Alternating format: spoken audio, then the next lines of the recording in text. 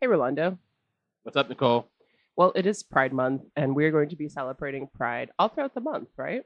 Yes, we have two Pride specials coming up this month. I'm so excited about this. Just to start it off, I want to ask you, do you have a favorite LGBT movie? That are like gay characters, or are we including movies that are like held in high regard by the gay community? Well, we could do one of both if you would like. Does the gay community like the movie Heartbreakers? I feel like that's a pretty gay. If you like it, then the gay community does. Yeah, I like the movie Heartbreakers. That's a good with, movie. Sigourney Weaver and Jennifer Love Hewitt Oh and my gosh. Gene Hackman. Gene Hackman. Oh, it was Gene Hackman. I was right. All right, You yeah, were Gene right. Hackman. Yeah, Gene Hackman is the one that Sigourney Weaver is trying to seduce. Heartbreakers. Heartbreak. So Sigourney Weaver and Jennifer Love Hewitt, they're con artists, right? Oh. And they're gold diggers. Yeah. So they would like find, rich husbands, divorce them, and get the money. Anything like The Hustle? It's very similar to The Hustle, which we Wow. covered 4 episodes ago. Yeah. Sounds about right. Yeah, you guys should listen to it. It's called Half a Hate. Half a Hate, yes. Yeah. Well, my favorite gay movies, I have 3. You have 3, okay. I do. It's in no order. Paris is Burning, Hedwig and the Angry Inch, and Carol. Oh, okay. Yeah, those are good movies. Yeah, I love One those of movies. which is also Broadway. Yes, one's a documentary, one is a Broadway, and one is a book adaptation. Broadway musical. Yeah, good for you. Those are like higher levels of like gay art films. Gay films can be good, guys. And to prove our point that gay films can be very good, we're covering some of the best gay films ever today, I think, in my opinion. Good. Yeah, good. Because there's very few out there. Because that's the thing. I didn't give an answer because I was embarrassed by some of the gay movies that I have No, seen. we have to change that mentality. Which tend to be gay movies are notoriously bad. But I want to question like what is a good film and stuff too, because it's like there are plenty of quote unquote heterosexual films that are terrible. Well, but we won't get into this. Yeah, you're argument. really diving into what a gay movie is. We should which really is a discuss good topic that. when you think about it, though, because I think the Birdcage is a good. You're right. It's a good gay movie. However, I think it was very popular when it came out. It was like it was top number 1 movie for 3 weeks in a row. Yeah, it was getting a ahead of smash. ourselves, so we should probably we should introduce the films first. We are covering the Birdcage from 1996. But did you know that it was a remake of a French film from 1978 called Cage aux Folles? I did not know that. Actually, you asked me last week. You guys thought I scoffed at that. I was just eating a sandwich. Oh yeah, well. Well, so we're going to dig a little bit into this a little further. So let's get started with ending the cold opening and going into the episode. Let's do this. I'm Nicole. And I'm Rolando. And this is Remakes, Reboots, and Revivals. An original podcast about unoriginality. Yay.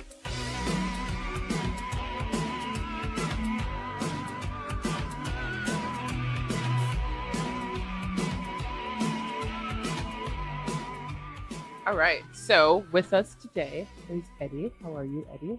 Hello, guys. I'm good. Thank you for being here today on a beautiful day. It is a beautiful day. Like, it's a beautiful June Sunday. It is. We're recording. Cage aux Folles, The Birdcage. Have you seen any of these films before recording this podcast? So I saw The Birdcage. I think I caught like the second half of it with my father when I was in high school because he was watching it. It was like on TV or something, and him and his friend were like watching it and laughing out loud. It's a good movie. You know what I mean? It's a very funny movie, and if you like comedy, the slapstick of it is very, very good, as well as just like a kind of a solidly told story. So I caught the tail end of it. I never saw the full movie up until recently when we were discussing it for the podcast. Right. Oh, okay. Well, then I'll get your opinions on that a little later. And what about Cage aux Folles? No, I've never seen that one. I didn't even know you it was. Know about it. I feel like most Americans don't know that The Birdcage is a remake. Well, some people know about Cage aux Folles because Cage aux Folles was a musical in the American theater. The film came out in 1978, and Jerry Herman adapted it for the stage. And he made Cage aux Folles in 1984, won Best Tony. It's been revived, I think, twice. So wait. And there's a gay anthem in that show called I Am What I Am. So if you've heard that song before, that's from Cage aux Folles. So Cage aux Folles, it's... All right, so not to get ahead of ourselves, but it felt like a stage play. Was it a play before it was a movie? Yes, sir. Okay, it feels like it was written to be on the stage. It was. All right, so with that, let's just get into some history. Let's do, yeah.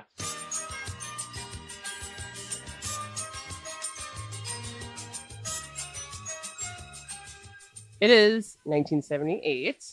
The Best Picture winner in America that year was The Deer Hunter. With Robert De Niro. Oh. You're with Robert. I was in the family. What else came out in 1978? I'm drawing a blank. Grease. I feel like I've done this a million times. Grease came out? Grease came out in 1978. Oh, wow. Yeah. It was a big smash. Let me give a landscape of foreign film. The film that won the Cannes Film Festival, the Palme d'Or. Yes. It was this film called The Tree of Wooden Clogs by Armando Only. So it's our audience knows that movie, obviously. We'll try to give some sort of landscape here. Assuming that we don't know too much about French history or French cinema, and let's not get too much into that. Are we in the French wave? Are we out of the French New Wave? No, we are very much out of the French New Wave.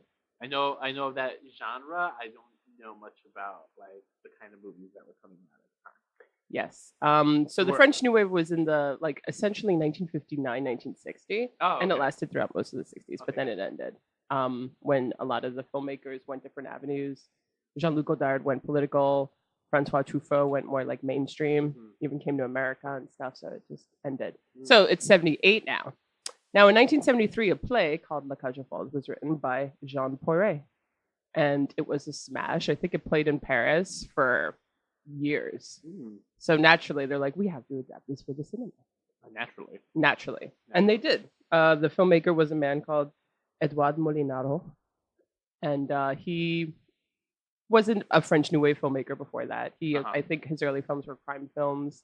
Didn't have anything to to match the success of La Cage aux Folles until La Cage aux Folles, and I think that might be his biggest smash ever. Interesting. And actually, in France, it was such a smash. It had 2 sequels, so there was a trilogy. There's sequels to the Birdcage, the original. To the original, the La Cage aux Folles. Okay, so tell me more about these. Even though La Cage aux Folles, you know what that translates to? The Birdcage. I think it's the cage of birds. Foal. Isn't it kind of like crazy? No, a fowl, like a fowl. Oh, you're right. The crazy cage. So what's what? So they're calling the gays crazy? I think that's homophobic. No. So I don't speak French, but I were to assume that it's kind of like I think it's a play on in some way. That instead of it being a bird cage, it's just people who are in this cage are a little crazy. And I think everyone who participates in this story is to some degree crazy, heterosexual or homosexual. And I think it's also just a commentary on the way that we have to act around one another. It's it's absurd. It's crazy. Yes. It's about putting on masks. It is. Yes. Yeah, and it's just how we cage ourselves, essentially. Yeah. So why don't would you like to tell the listeners what La Cage aux Folles is about? Yes. So La Cage aux Folles is about a gay couple. One is a drag performer. The other one owns a drag bar. And the one who owns the drag bar, I'm sorry, I'm bad with names. And they were Renato. Armando. Renato. Close. There's 3 syllables. Like your name. Yeah. Rolando. Renato. I thought you would go on 3 syllables. I'm like, yeah, my name does have 3 syllables. Thank you. I lost my train of thoughts. Thank you.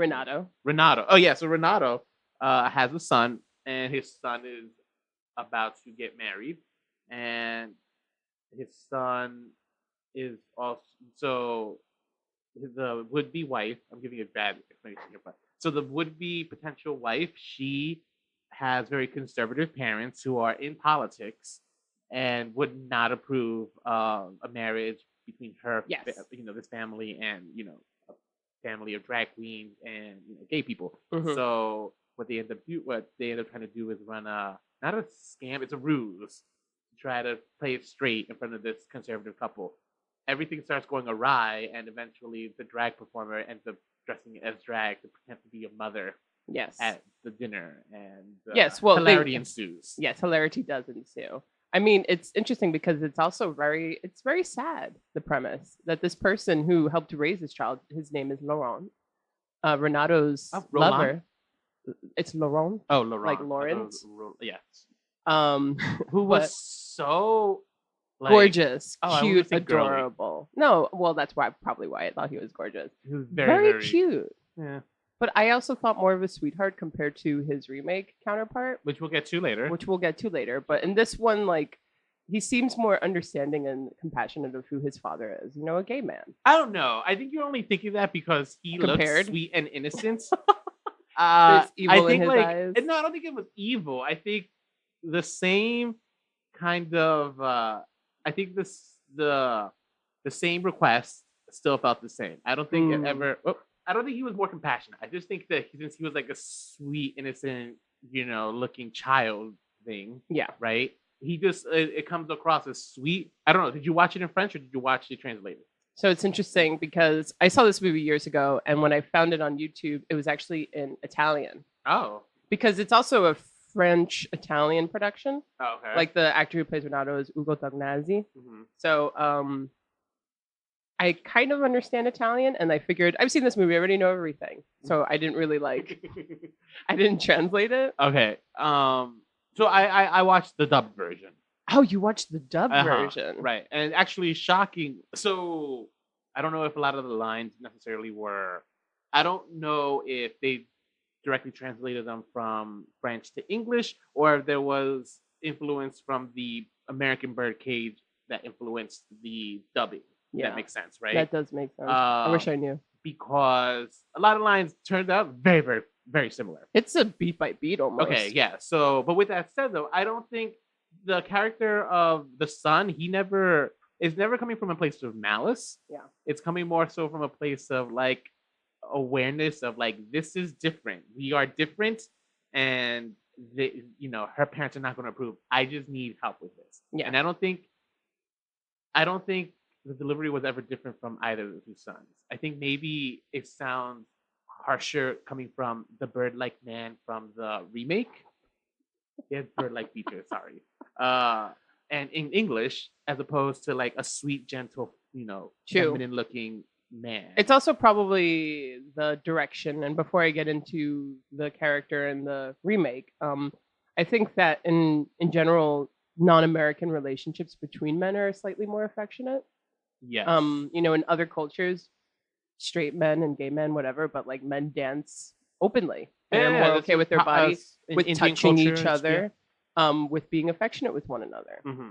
So I think that I felt that kind of European or just non-American compassion from like one straight man looking to a gay man. Right.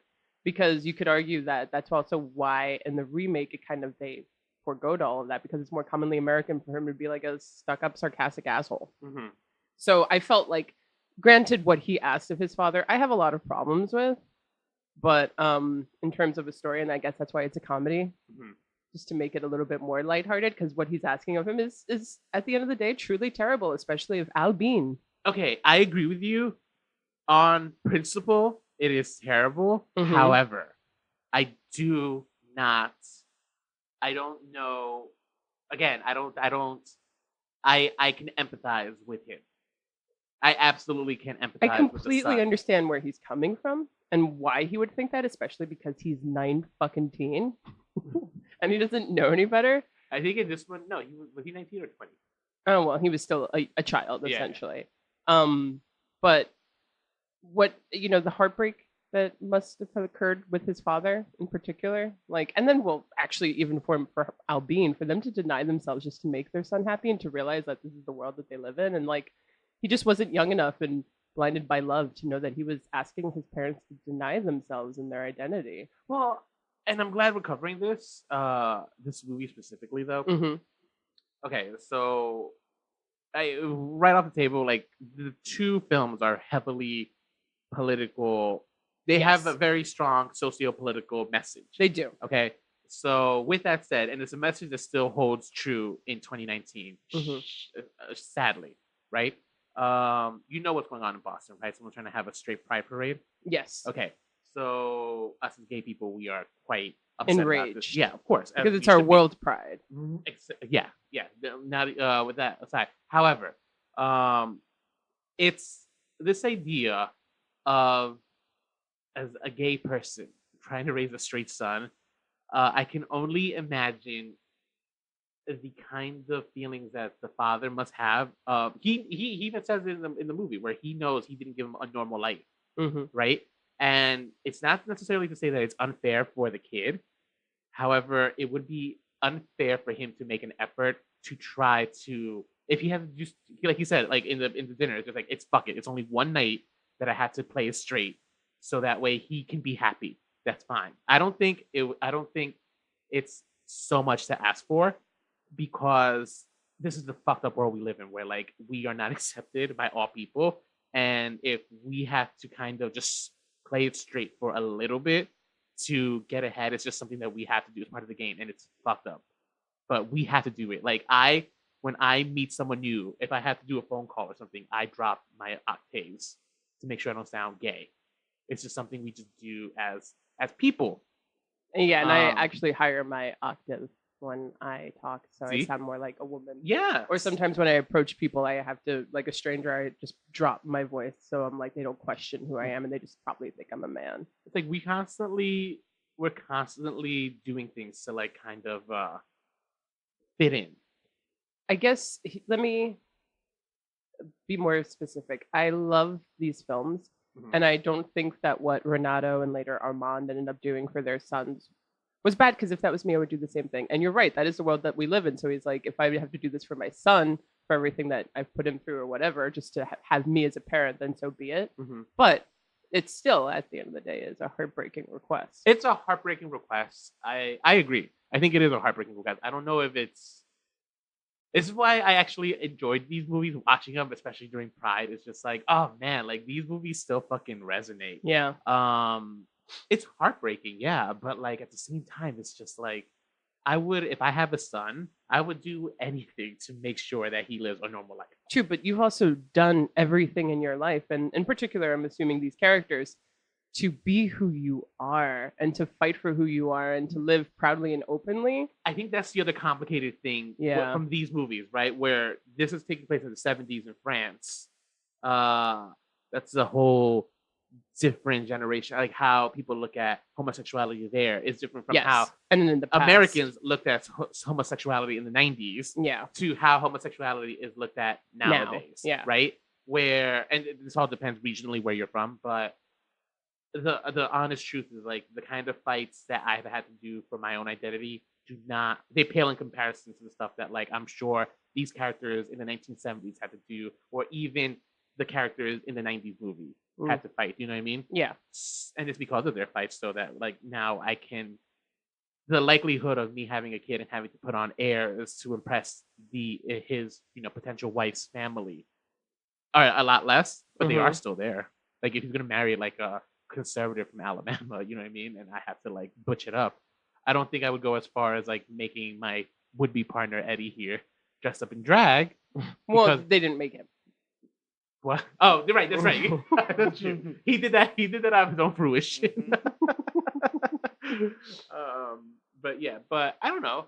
By watching this movie, what's the other thing? Not only do they have to change the way they act, they also kind of clean up the house. Eddie has a term for it. What is it? Fairydusting. Fairydusting. So do you know this term? I don't know this term. Tell me about it. Go ahead. Fairydusting is so when you have to kind of straighten up the house. I'm using air quotes here. Pun intended. Straighten up the house. Oh, you take things down that would identify as gay. We would understand. So you kind of like take it all down. Like if like a relative is like visiting or something, you start like they don't know that you're gay, or maybe they know, but maybe it's a little too much to them to see certain things. Yeah. So you just kind of take it down, put it in your back closet. That's Fairydusting. It's called Fairydusting. Oh my gosh! Wow. And I think depending on where you are on the spectrum and like how comfortable you are with it, it's something that we have all experienced. It's a part of life. Yeah, I think, and it's a fucked up part of life, but it is a fucked up part of our lives. It's like an experience that only we can have. That's true. Which is why we're the only ones who should have pride parades, guys. Right, exactly. But at the end of the day, of course, straight people, some just don't get it. The thing about, I guess, Laurent and compared to his remake counterpart is Val was also the approach. I didn't want to throw things at Laurent like I did Val. And I think that not being a part of the culture actually made it probably like easier for me to watch and not get so aggravated because there wasn't things that immediately resonated for me, which is why I think in general, the Birdcage, I think is the better film. But I do love this film. Way to jump ahead. Sorry. I just love the Birdcage. But so a couple other characters, the two gay people, they're Renato and Albin. Renato and Albin's son is Laurent. And they have a maid. The houseboy. The houseboy. Yeah. Jacob. Who is played by a black man. A black man who basically cross-dresses. Yes. Kind of, sort of. I mean, he's essentially like fluid. Mostly naked throughout most of the film. Yeah. He dresses very femininely. Very, scantily clad. And he's great. I love him. He is, that's the other character that we'll see in the remake also, right? Yes. But it's a character it's the help who, kind of similar to like sitcom trope of like the sassy butler. Yes. And of course, yeah. I mean, I really enjoyed him.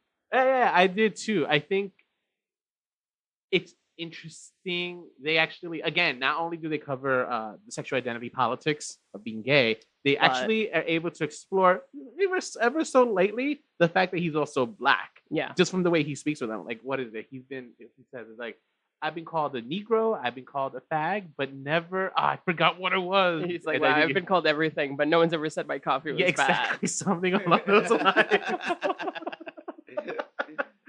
And he gives a good performance. There's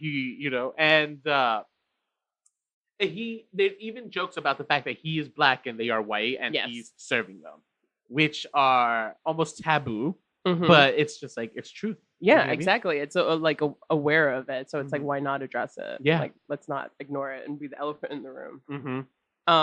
What do you think about Albin? Which one's Albin? The Nathan Lane character. He's the Jaja. He's the star. He's pretty much the star of the film. Actually, I'm going to talk about the relationship here a little, where between the two men. The two men, where I actually was not as into this relationship as I was in the 90s remake. And here's my main problem. I think it's because it actually went physical. Oh, I see. Like at the very, very beginning, right? Like there's a scene where he does Albin doesn't want to perform, and they get into that kind of like dramatic fight, and it's played campy. However, what's it called? He's just like, oh, what, you're gonna beat me? You're gonna beat me? And next scene is just like him running out the door. Yeah, his face has been beaten by his partner, and it's like it's domestic abuse. And I know it's the 1970s. I know it's France. I'm just like, it just didn't sit well with me. It kind of diminished the relationship for me, where I kind of wanted Albin to kind of leave him. Yeah, I'm just like, you know what? You should take the son and leave. Like you no, know? True. And then when he goes in to visit Laurent's mom, Simone, I mean, he gets very obviously physical with her, and then Albin walks in on him on top of her. Well, she gets physical with him. She's throwing herself at him. He could have said no. I get it. I mean, we're not blaming her here. She would be the Harvey Weinstein. She's the one crawling all over him. Well, clearly though, he kind of wanted it. Yeah, fine. Now you're victim blaming here. Victim blaming. No, so the scene is that she is coming on to him. Why? She's so hot. Like, she's a hot older lady. She's so hot. Yeah. Why is she coming on to this guy? I don't see the appeal. Well, I mean, they fucked and had a child for a reason. So. Well, I don't know what he looked like 20 years ago. But right now, his outfit was not doing it for me. His look. Just not feeling it. You don't feel mustache? There's no way that she would have any moisture in her lady parts by seeing him. Well, but still, like, so I see what you're saying. He was a little bit more physical in a negative way, but he also was more actively open to cheating on his partner. I'll give you that. In this scene, like what Albin walks into, I also probably would have walked out and just like not come back. Yeah, you know what I mean? Yeah, but Albin comes back. If I was Albin, I could put aside like the request of the son wanting his mother there and pretending to be the mom and pretending to do this. I could put that aside. Yeah. It's when she gets all over him and he doesn't turn her down that it's just like, oh, okay, well, you know what? I'm not. 20 years down the drain, goodbye. Yeah. You know? That is grounds for it. So I think my favorite character out of the whole movie and probably in the remake too would be Albin. I like Albin. I mean, he's just incapable of being anyone but himself. He's true to who he is. He's just victimized by really treated unfairly by everyone around him. Nobody's considering him. I'm out. Not everyone around him. Specifically, only the main characters around him. Specifically, only his husband and his child. Yes, his loved ones. Everyone that's why I like the scenes when he's like out into town, like the shopping. Everyone loves him. Yeah. Right? And that's why I also kept thinking, it's just like, he's too fucking good for... He is very too good for everyone. Alberto. Renato. Why do I keep thinking Albert? I don't know what this is coming. You're thinking of the remake. Oh, is that his name Albert? Yeah. All right, there you go. Renato, thank you. Yeah. And no, he definitely is not appreciated by them, but that's when it hurts more too. I mean, they really want him to deny his identity and they want him to not be a part of it even because like who you are is just such a problem. And that's at the end of the day so incredibly heartbreaking. So then what's also more important, like what it is to be gay and identity and socio-political things like, oh, we get it as gay men, we should help our heterosexual son out once, or should I completely deny this person's existence almost? Yeah, the denial is extra. Yeah. I don't know if I could see myself asking that. I'm surprised that they didn't think about like asking him to do drag. Just do better drag. You know, try to be RuPaul. Well, this was the 70s in France, but what was the big drag queen? Divine. She had just come out in America. I don't know. But drag queens have been around forever, essentially, at least in the 20th century. But you know, that's the best part is that so in the plot, Albin decides that fuck this, I'm not going to pretend to be a man. I'm not going to go away. I'm going to dress in drag and I'm going to be the mother. And no one will ever know because this is who I am. Part of my identity is that I am very effeminate. And so he also raised him. Yes, raised Laurent. And guess what? The parents love her. Well, more the husband. Yeah. Yeah, the wife was kind of more staunch than the remake. She was a little bit taken aback at first, but then like the whole family kind of starts coming around to this because in this family, the conservative politicians, right, they start seeing it just like they don't care about necessarily the physical looks. They care about what it looks like to be outside, which is a mother, a father, and a son. They're married. They have a giant crucifix. Yeah. You know what I mean? Yeah, I love the things that they add to make it straight. All about the optics for the conservatives. Yes. And this is true in 2019. But do you think that like also not really understanding like what a French conservative is makes it also like harder to possibly? That's a good point. I think conservative values is kind of the same all over the place though, in terms of well, you know, when you're a conservative, it doesn't necessarily matter. Like you can be in like the Middle East, right? And if you're conservative, that doesn't necessarily mean like you're, you know, I believe conservatism tends to believe more in like smaller government throughout and there's a more morality in the laws. I see. Influenced by whatever deity you're following, right? It doesn't necessarily have to be God. It could be if you're Muslim, it's based off of the Quran. Here in America, it's more we lean more towards Christianity, so it's our Christian God. Israel, you know, the Jewish, the Torah and stuff. So, yeah, like you're right. I don't necessarily know what conservative in the 1970s in France was going to be, but the gist is still the same. There's a call to family values. There's probably a lot of anti-immigration, but that was still a thing back then. Yeah. That's just like that's almost timeless. Unfortunately. Yeah. So. I see. Okay. All right. I have a couple of things to say in terms of this film and when compared to its remake. But before we get into its remake, which is the Birdcage, I just want to say that this film, when it came out, was a major success, not only in France, but here. Oh, really? Yeah, I think it played here for like over a year. Oh. And it was nominated in Oscars and stuff. It was nominated for Best Director, not even Best Picture. Oh, really? Not Best Picture, yeah, but Best Director. And not like for a foreign film, or just in general. Just in, like, not for foreign film, but for all films. Oh, okay. Very cool. Yeah. I think like he was up against Michael Cimino for The Deer Hunter, and it was, I think it won the Best Foreign Language Film at the Golden Globes and stuff. So it was just a major hit. And that's really interesting because like a gay French film being a major hit in America. I know, it's like everything that like conservatives would hate, French and gay. Yeah, but I think it was kind of like a film that like, oh, like, did you, like, a crazy film, like, did you know that this exists? And like, and it's French, it's wild, it's crazy, you know? So like, it was kind of like a secret fun film for people to see. Right? Because outside of the concept, there's nothing really wild or crazy about it. Like, nope. Like I had mentioned, it felt like a stage play in which this all takes place predominantly in one setting, the home, which is why automatically my first instinct was just like, this must have been a stage play. Like, there's no way that this was. Yeah. Because I could already, just from watching stage plays and Broadway plays, I can already imagine how what's it called? It's just a bare bones set. Like the crucifix, I guarantee you, does come out like the show, like you know, that there's probably like one big statue of David that they take out and they swap it out for the crucifix, for example, right? I could see all that happening on a set. This production feels small, right? Like it doesn't feel grandiose. Yeah. It feels nothing like the 1990s. That's true. They don't really use atmosphere of like their location a lot. They just kind of stay within their four walls. So, but very unlike the remake. So let's forward to 1996.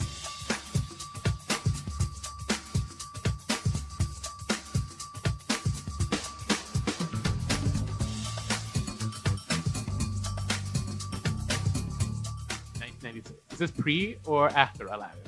It's after. This is after Aladdin. Yeah. This is 1986. Our second time talking about Robin Williams. Yes, it is. Robin. I think 96's Disney counterpart would be, I think that is when The Hunchback of Notre Dame came out. Oh, another French influence. Another French, yeah. Yeah. So it's 96. This is directed by Mike Nichols. If you don't know, Mike Nichols directed The Graduate. Oh, I didn't know that. Yeah. Okay. He directed a lot of other films that are not coming to me right now. And he had a partnership in the early days with Elaine May. They were kind of like a comedy duo. And then Elaine May is the one who adapted the French film for this. So instead of Paris, they set it in Florida. They set it in Palm Beach. And everything else pretty much is the same. There's a little more focus on the paparazzi trying to follow the... Yes, because news has changed 18 years after by the film. By the 90s, 96, 24-hour news cycle is upon us. We're well within the 24-hour news cycle. Yeah. I don't think Fox News was born just yet. True. But I'm CNN was already around. And politicals in America too, but like I'm sure everywhere, but like, you know, political things were also very much like tabloid things too. Like it wasn't just Liberty. Like now political things. This is a little bit before the Lewinsky scandal. This is like a couple years right before Bill Clinton harassed a poor intern. We call it the Lewinsky scandal. Oh, is that not what you said about Renato and this girl?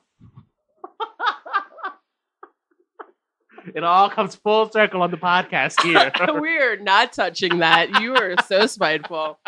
I gave him a face when he said that about dear Monica. But anyway, I like Monica Lewinsky. Yeah, she's great. I don't want to get it twisted out there. That I believe her. Yeah, of course I believe her too. Obviously, we believe her. We went through a whole impeachment hearing for her.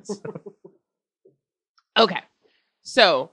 This stars Robin Williams as Armand Goldman. He's Jewish.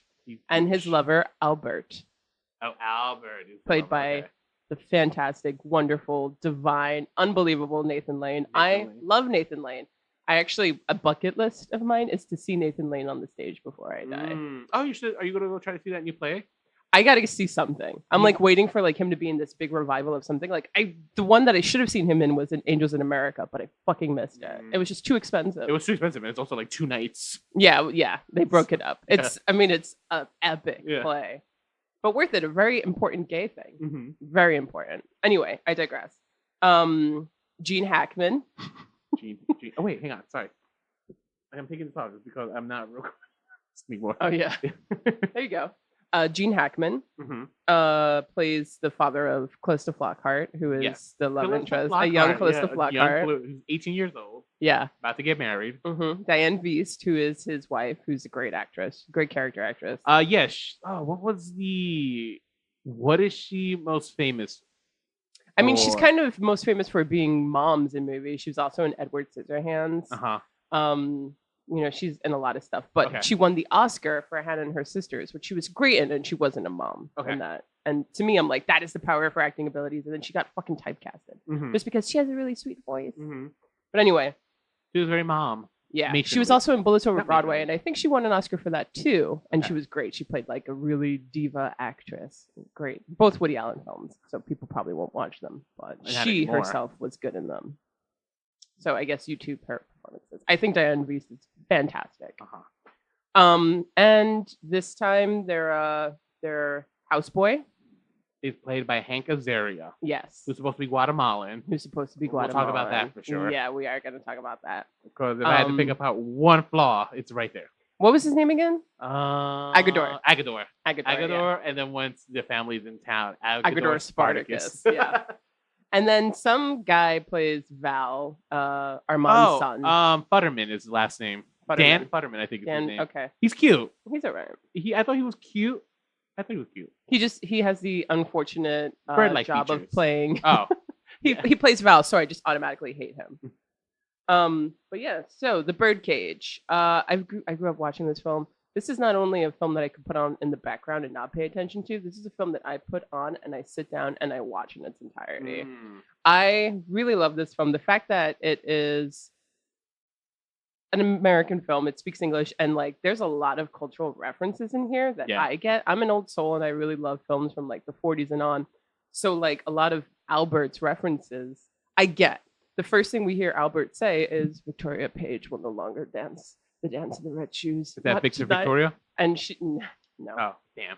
Actually, it's The Red Shoes, which is a British film from the 40s, but it's like the greatest ballet film of all time and inspired musicals in America in the 50s and all this stuff. Okay. It is one hell of a fucking reference, and that is the first thing she says. So I love Albert. And then the next time we see her, though, was she dressed as Judy Garland? She was, right? For Sarfina? No, so it's the next time we see her is when after Robin Williams and his son talk about getting married, right? She comes in and she's just like, oh yeah, white wine. Yes, and that's and that Judy is Garland. Her dressed as the Judy Garland bum character from A Couple of Swells in Easter Parade. That is right. I totally forgot. And I mean, it just drives me crazy. I'm just like, why can't you be my wife? Like we would get along so well, when the schmecken beckons, like you and I. So anyway. I think that's also why, like, in general, though, it's easier for me to resonate with this film just because I mean, of course, it's my language, but this is my cultural history. This is my background. So that's why it's also like, it was, I love this film. Yeah. I was actually we should talk about why this film should have been remade. Because then it can. Oh, right. We'll definitely. Okay. But Robin Williams is fantastic as Armand. This is a good Robin Williams performance because we literally, the last major episode we did was about Aladdin, and we talked about Robin Williams' great performance as a genie. Yeah. Because his voice acting, he's so over the top. He is cartoonish almost. Yes. Here, he gives a very understated performance. However, it's such a good held back performance because so much of it relies mostly on the dialogue. And I think that's where he kind of delivers. He's playing a character who is very out and proud. However, when it comes for his son, he's trying to hold it back. So he's playing you can see the tension inside, the internal struggle he has. And he plays it, I think he plays it so well. I think he plays it so well. Because the person who's really supposed to shine here is Albert. And I don't know how famous Nathan Lane was, but it's I'm sure that it was kind of jarring at first for people to see somebody like Robin Williams take a backseat and letting Nathan Lane kind of shine in terms of the performance or over the top performance, but it worked so well. It was almost beautiful to watch. Yeah, I think they had their relationship felt more loving. I think, even though you never see them kiss or hold hands. Oh, that's so interesting. I didn't even think about that. No, you're right. They did not. However, the reason I would say it felt more loving and kind of more like a fleshed out relationship, though, was because they felt more like a real relationship after 20 years, where not to say that they're sexless, it's more to say that they are just so comfortable with each other. Yeah. They just bicker. You know what I mean? Like very Frank and Marie from Everybody Loves Raymond. That's what it felt like. Because that's what they were constantly bickering. Thank you for making that reference for the heterosexual persuasion. Because I have no idea who they are. No, you've never seen Everybody Loves Raymond? No, oh man, it's such a good sitcom. Everything about it, I was like, I don't think I'm their audience. But I do watch the Golden Girls. All right. Okay, so anyway, I digress. Yeah, it's weird because sometimes I'm like, I would have loved to have seen them kiss or embrace or anything. But you're right. Like, it is kind of like a long-term partnership at that point. Again, though, in this film, I think that Albert is taken advantage of and denied a little too much. I mean, there's so many moments where Albert runs out crying. And if that was you, you would do it too. But, and I think this is more so for Nathan Lane's performance, where this Albert, okay, so I can see the pain and struggle of the original character, right? Here, this felt more like Nathan Lane was just kind of a drama queen, a little bit. Okay, but what's wrong with that? Nothing. I'm a drama queen. I love like fucking being overreactive and storming out of rooms. Yes. Like, that's like my go-to move. Is it because it's English that it's American? Like, is that why she translates more as a drama queen? I think the way that she translates more as being like comical and like over the top and almost just fun is just because of Nathan Lane's performance though. I don't know. The movie is kind of quick. It's very quick. Well, it's 2 hours. Actually, a half hour longer than the original. Oh. Yeah. But no. What I mean quick is like it's like they're the style of comedy is just like joke upon joke, but they're just like fast talking. And as a result, like it's just like it feels more like an actual comedy.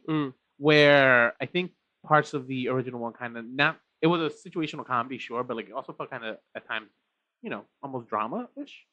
Yes, it did. Yeah, it was a healthy balance of the both. Where this one feels more like it's like a comedy. Yes, except for the parts where Val is speaking, then it was a horror film. Oh my god. Okay, so let's get into this right now. Okay, so here's the thing. Let's take our beef. What's your beef with Val? Laurent versus Val. It definitely is a French to English thing. And like I said before, earlier in the episode, is that in America, men aren't as affectionate with each other and that compassionate. So they raised a heterosexual child. So he's more kind of, how do you say, he keeps his emotions inside. He's a little more guarded. And he's a sarcastic young kid, right? But he also seems a little privileged, highly privileged. Oh, yeah. I mean, your parents are clearly rich. Clearly rich. So, and just the way he talks to his father was like, oh, come on, Dad, you got to do this for me. Like, come on. And like, even the way he talks to like the guys who help him out, Fairydust the apartment, he's like, don't add, subtract. And he's just like talking to them like assholes. But that's because like they're dumb. I hate you. The decor ideas, I don't, One of them. Why would they bring a fucking head of a moose? That's brilliant. No, it's not. Heterosexual people love no moose in Florida. I mean, everyone loves taxidermy. You should have brought a turtle or something, like a giant turtle and stuff. That makes more sense. I suppose for the area. When Armand gives his first initial speech to his son, where he's like, I was double checking this. Yeah, no, it's fine. He's like, I'm a middle-aged fag, and that's what I am, and no fucking conservative guy's gonna tell me anything. And then he like walks away. That is where the fucking movie should have ended. It's fair. Unfortunately, it didn't. And like, I had all of this opportunity to just watch Val act like an asshole. And then it's like, you created this mess, and now you're unhappy with it. Like, what is Albert just supposed to stand back and like not have any emotions about the way you're fucking treating him? I agree with you. I think Albert is definitely well within his right to have his emotions, right? Yeah, he's well within his right. So don't call him a fucking drama queen. No, he's being denied his identity. I'm talking about like literally like his screams and like his performances of just like storming out.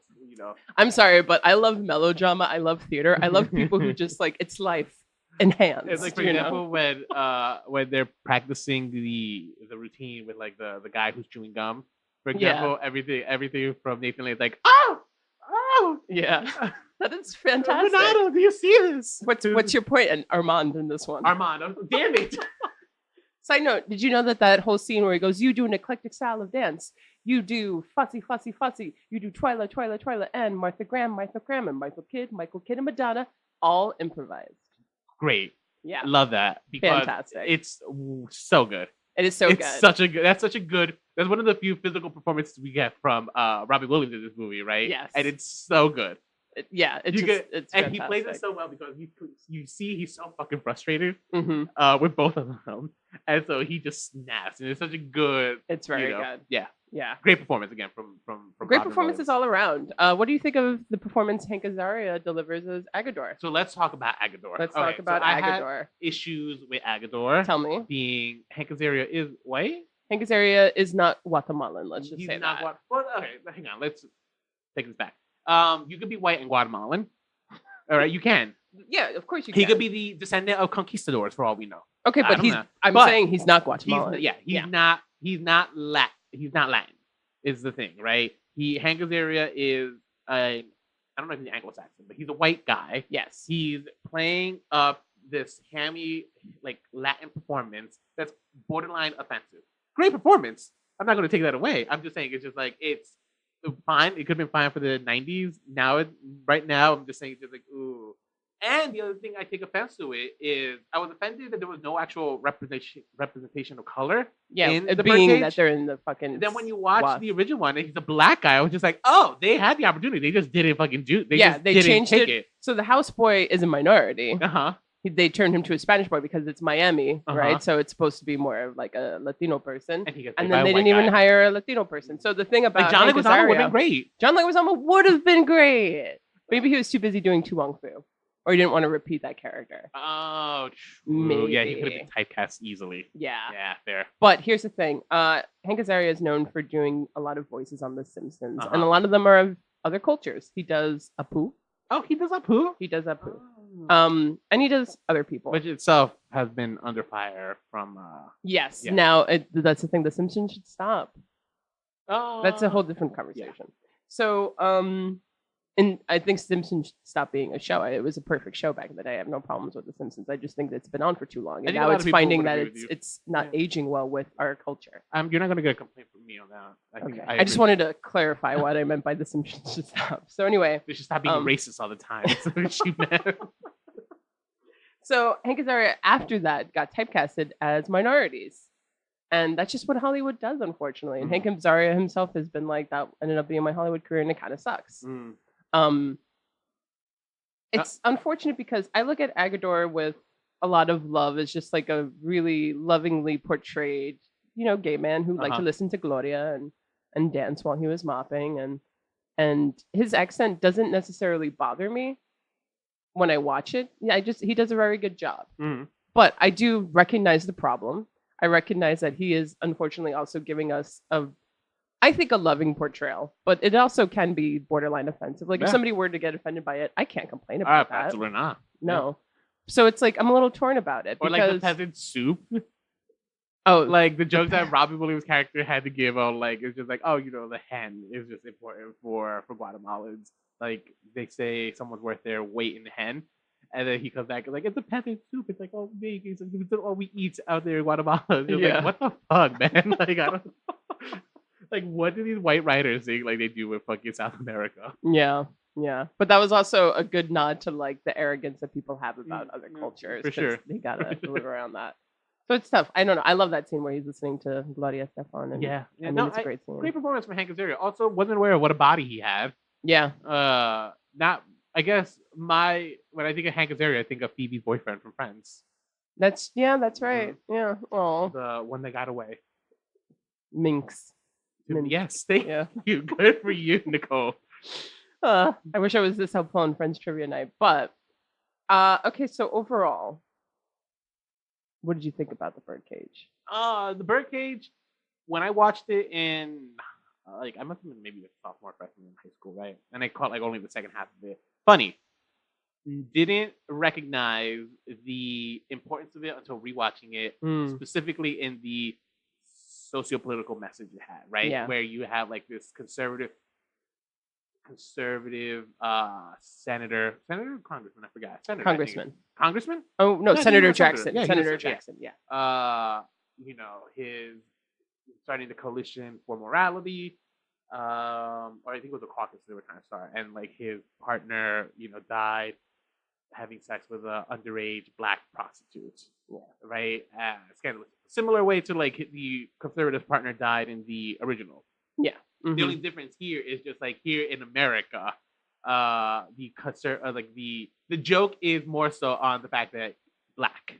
Yeah. Because as we I guess known, it's kind of known. It's just like Republicans are notoriously racist. Now all of them, but your platform. The stereotype. Yeah, your platform is definitely racist. Yeah. And the fact that like he would be sleeping with an underage. The underage thing doesn't just shock him as Gene Hackman as much as it's the black prostitute. Yeah. Those are the more offensive things in his book. I love that aspect. I also love Gene Hackman's performance of kind of playing this like kind of guy who could not turn off the fact that he was a senator. When he's talking with them, it's like he's giving a political speech. Yeah. The Purple Mountain Majesties and the grains of sands of America. It's just like, oh my God. Yeah. But I love the way he acts to Albert when in drag.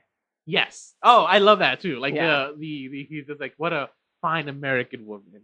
Yeah. And like who they are both as people, they get along splendidly. And then the anger he starts feeling towards Albert when he thinks that Armand is European and that this poor young American girl got swept up in his life now and like she must be miserable. He's so angry with Armand because he thinks he's Euro trash and and like this poor American girl is like now stuck with him and like his wife is visibly angry. Yeah. He's taking such an interest in her. Great. I mean, just great chemistry all around for the whole cast. I love that they randomly cut to a scene where Robin Williams' Armand is playing I Could Have Danced All Night on the piano and all of them are singing along and dancing. And then Hank Azaria comes in and finishes it. Yeah. That to me is one of my favorite scenes. It kind of comes out of nowhere because the tension was so awkward and then all of a sudden they're singing. But I also kind of love that because at the end of the day, like music, and especially if you're open to it, theater can bring people together. So I just wanted to throw that in there. Yeah. And that's like, why can't that be us? Rolando? Why can't we be around a piano singing old show tunes? The goals, right? Goals indeed. What other things I'm trying to think of? The mother, played by Baranski. Is that her last name? Christine Baranski? Oh, Christine Baranski. Baranski. Yeah. Fantastic actress. Love her.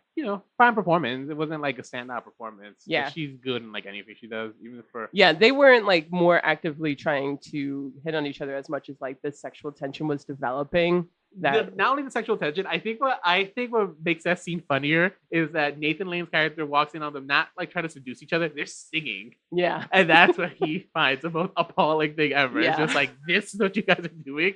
Like this is our thing and you ruined it. Yeah. Which I find that it's funnier, but True. It's also at the same time almost sweeter. It's not as creepy. Not creepy. It's not as... I think when it's transsexual in the original one, it was kind of like, ugh. In here, it was more like, this is almost like sweet. He's like, so offended that they're singing and dancing together. I agree. Although, like, what a shitty thing to do to just leave Albert in the waiting room for like an hour while you're just like in there, like going down memory lane. Oh, he's trying to convince her to like play the mom. I get it. It got a little out of control, but whatever. Well, I mean, poor Albert. And then right after that, there's that scene where Albert runs away because, of course, and he can't drive stick. And he can't drive. So he's just sitting there, and then they have that moment on the bench, and he's like, "You're such a pain in the ass," and all this stuff. It's like, fuck you. Do you not realize what you've been doing to him? However, that was also a very poignant moment because that's when they weren't husbands. They don't get married, right? Because but they came to this understanding. But then, like a couple scenes later, Albert dresses as a man. He's trying his best, and he's just sitting there in front of the both of them who are just staring at him. And he's like, "I'm trying everything I can to please you guys." Yeah, that was. I agree. It isn't enough. That was a very heartbreaking scene for sure. And then for the 7th time, Albert storms out. It's just so wonderful.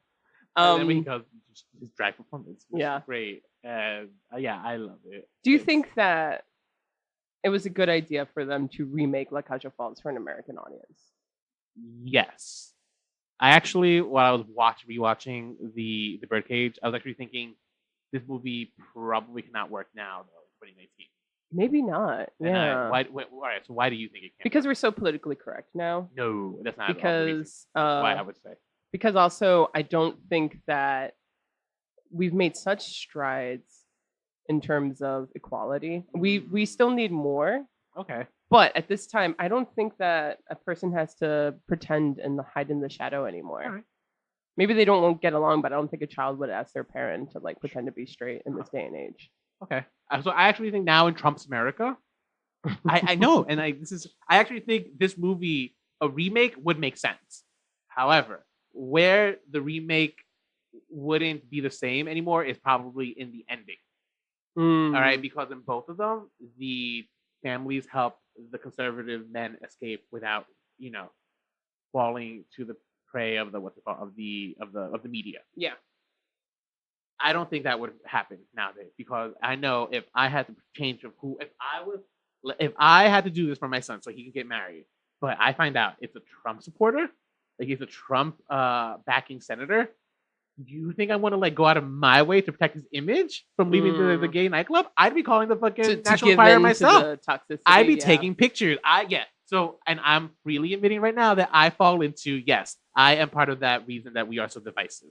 Just only because, though, the other side, I feel, have taken so much away from us as little by little. Yeah. That it's just like, how can I not feel this way? And it's only in the Trump era where a person wants to hold a straight pride. Yes. Yeah. And it all comes back to the straight pride. I'm so glad we're actually doing this movie, though, now. Yeah. Like, when you think about it. The political... Excuse me. Gross. Fuck you. The political side of it is very important. I was thinking about it. I'm like, maybe if this gets remade, it could have lesbians or something. That'd be cool. I don't know. I mean, it wouldn't be quite the same, but imagine them dressing like the woman dressing up as a man, and like the woman loving this man.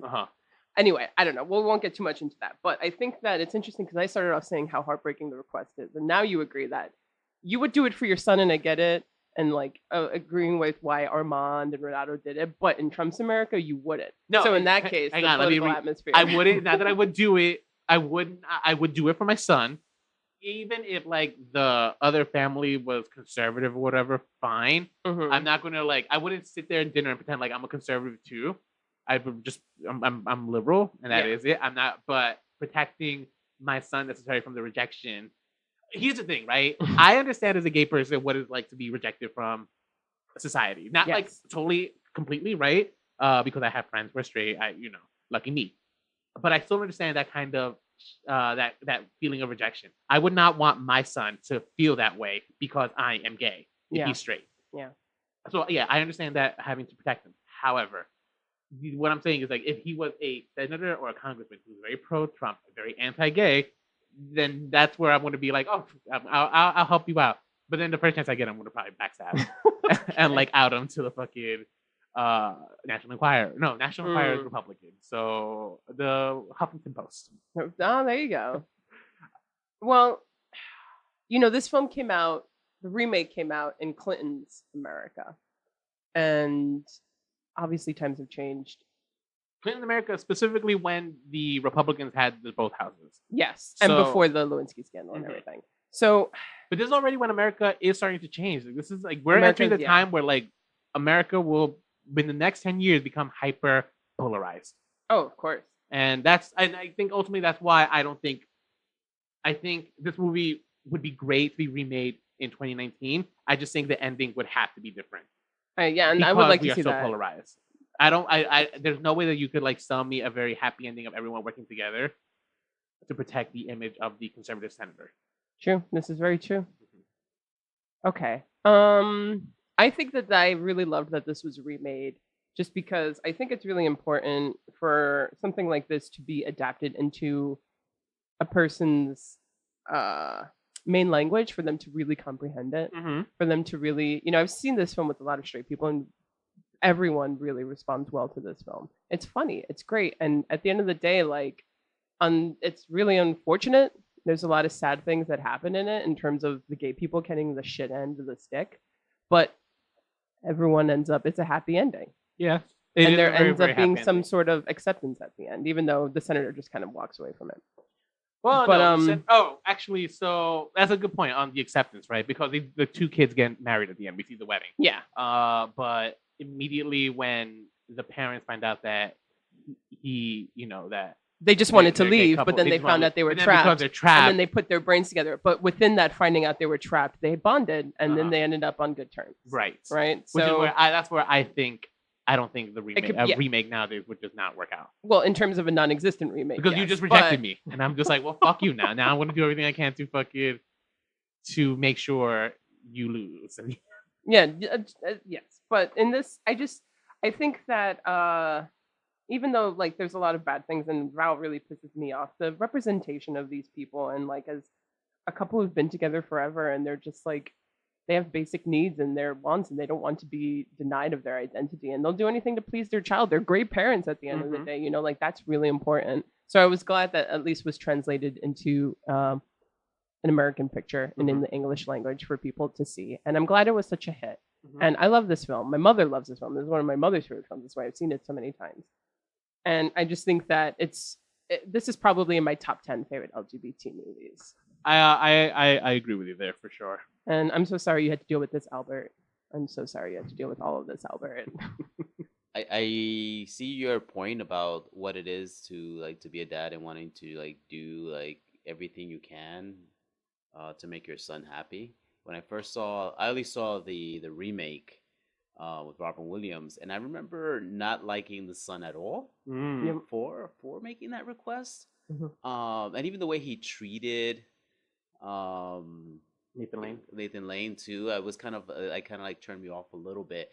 But then rewatching it a couple of times, I can just begin to see, because you put it in the context where it's like the era of the time, the thought process, him being young too, because he got married young. He was 18, 21 18, 20, or something like 20. that. So there's still young kids just trying to kind of figure this all out.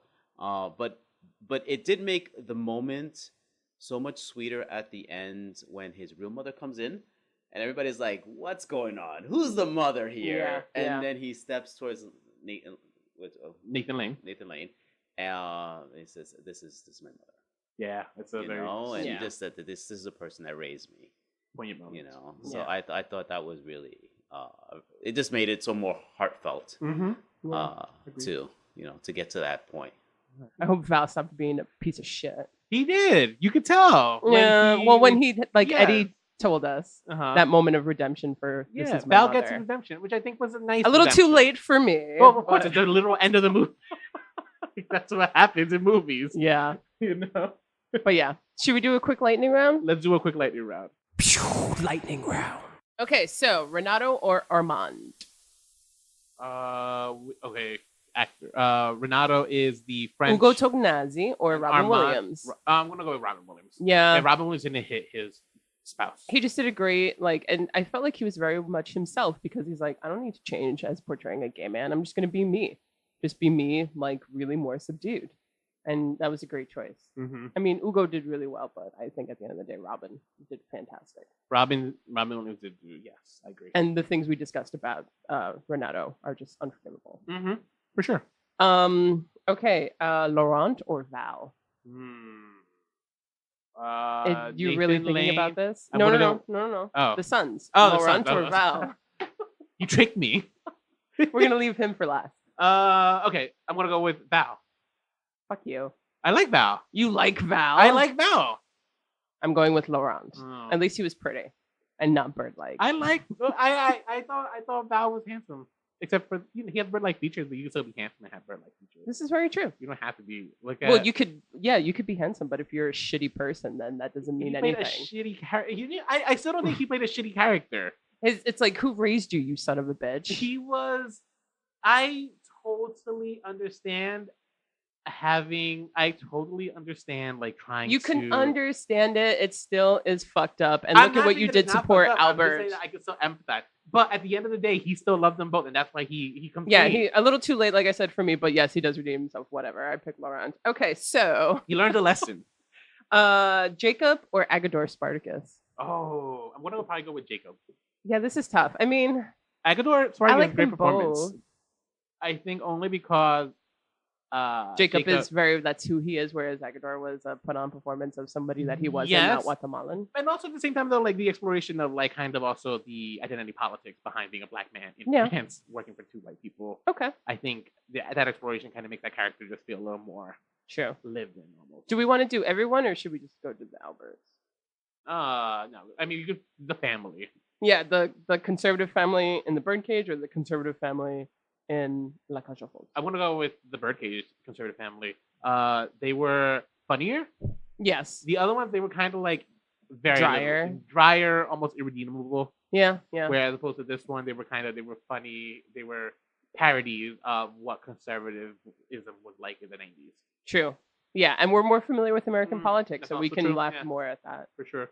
And last but never least, Albin or Albert? I'm gonna go with Albert. Albert. I mean, Albin was fantastic. You know, Michel Serrault, he won a Caesar Award, which is like the Oscar equivalent in France. Thank you for clarifying that. Because like, no one and he did. I mean, he did a great performance, but there's just, I mean, Nathan Lane is one of the greatest fucking actors of our time.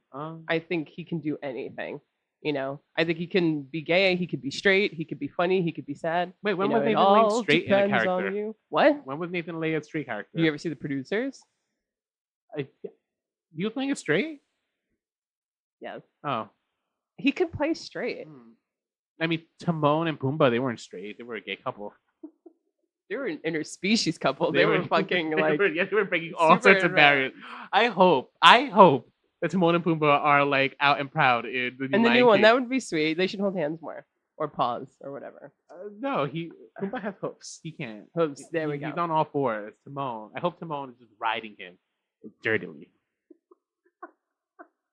Wait, who did he play though? Was he Timon or Pumbaa? He was Timon. He was Timon. Timon. Okay, the meerkat. Okay. Yeah, he's just a fantastic actor. He, you know, like with his references and his repertoire. And just his overall rapport with anyone, you know, when he goes into the bakery. Everyone loves him. There's nothing to not like about Albert. And he fucking was victimized this whole film. You poor, delicate, beautiful person who ended up saving the day because they didn't like Val. They didn't like Romance. They loved Albert. Interesting. Why don't you think you don't think the family liked Val? No, because they were also like too busy putting on airs. They were too in their head, and they were like acting a fool. And they're like, "What the hell is going on here?" And they were ready to walk out and be like, "Something's off." Until Albert walked in. That's actually a really good fucking point that I didn't realize. I think you're absolutely right about that. The only person who was being themselves, they responded to. Yeah, I didn't even think about that. It's true. It is true. All right, you got me there. Yeah. So, have you guys seen The Birdcage or La Cage aux Folles? You should fucking see it. It's right now phenomenal. Streaming on Netflix and Amazon Prime. So if you have either of those two accounts, you can see it. Yes, in celebration. I'm sorry, it's not on. Right now, currently, it's on Hulu, not Netflix. Okay. Yeah. Well, Amazon Prime. In honor of Pride, you should watch The Birdcage if you haven't seen it, or just in general. You don't even need to watch it for Pride. You just should watch it. It's a great movie. Yeah.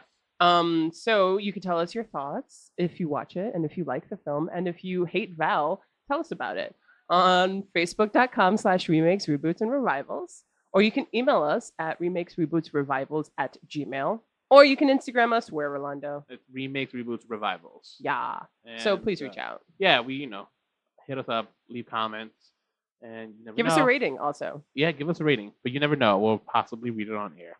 True. And that always helps us out. So just be kind, you know? Yeah. All right. That's it. All right. Well, let's continue this Pride Month. Yes. World Pride, guys. This is a fucking, like, big time for us. This is the anniversary of Stonewall. Judy Garland's death is big. Liza should be grand marshalling that fucking parade. Can she stand? She could sit. She could be like Santa on Thanksgiving, just sitting there on her throne waving. Who was the grand marshal? I don't know. It should be Liza, though. I'll settle for Lorna, her other daughter. Yeah.